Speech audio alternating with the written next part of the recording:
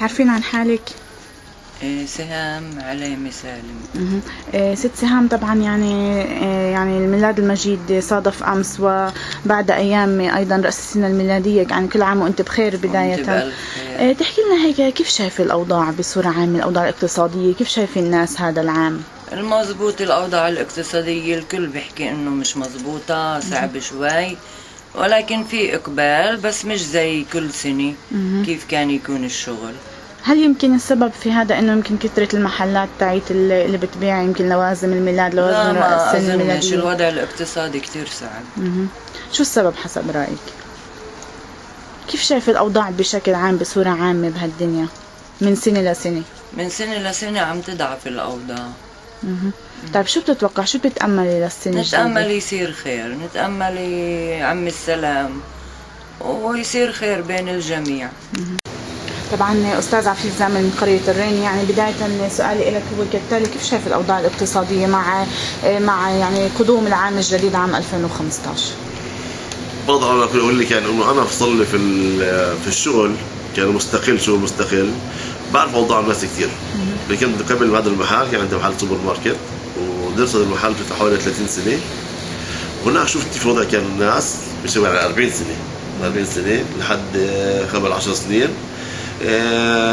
بالسبعينات او 75 كان الشغل كتير حلو، كان فيه مصاري، ناس معها مصاري، حتى لو فاتوا على المحل اشتروا ما يسألوش على السعر، ما يسألوش على شيء، مصاري فيه كل شيء فيه.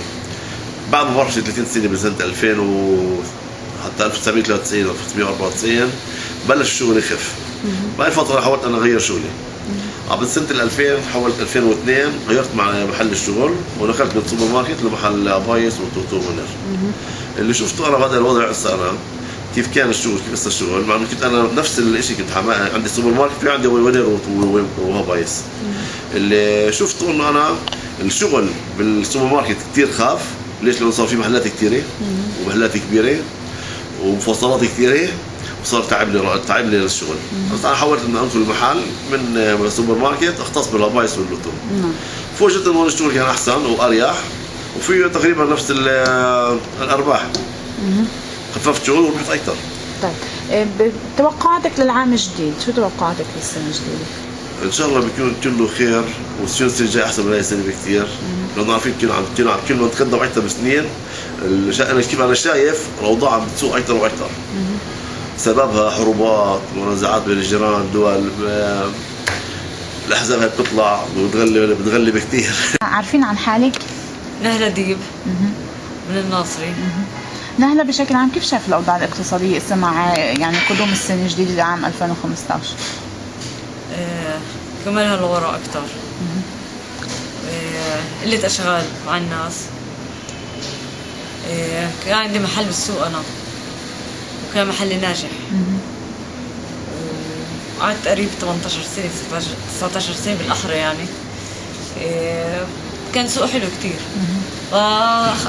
بالآخر تخرجت الأوضاع يعني. وانجبرت إنه أطلع على أشغال تاني. بس بشتغل بعدة محلات يعني، كل ما يسحل لي محل بشتغل فيه.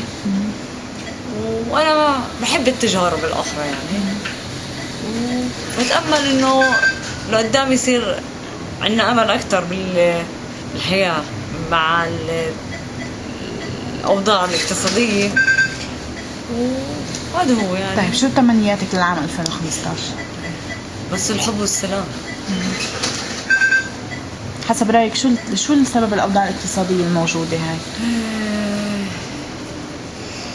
محلات التجارية الكبيرة هي اللي سحبت الناس اللي عندها أكتر.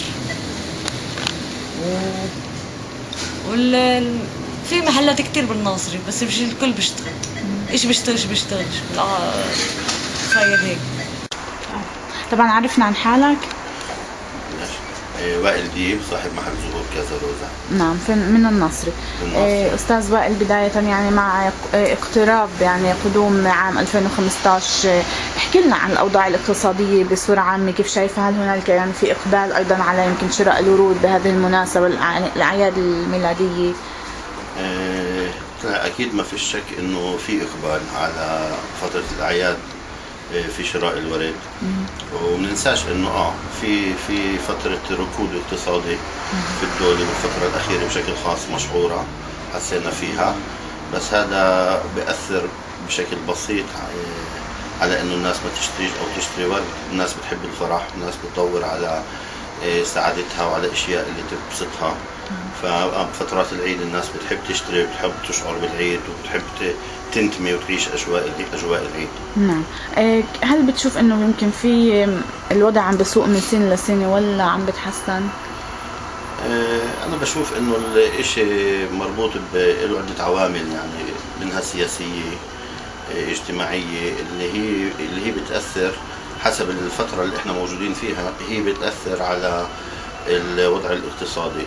فالإشي مش مربوط بالفترة الزمنية، كل ما طلت كل ما زاد سوق، لا مش هيك. القياس انه حسب الظروف اللي احنا بنعيشها من ناحية سياسية واجتماعية.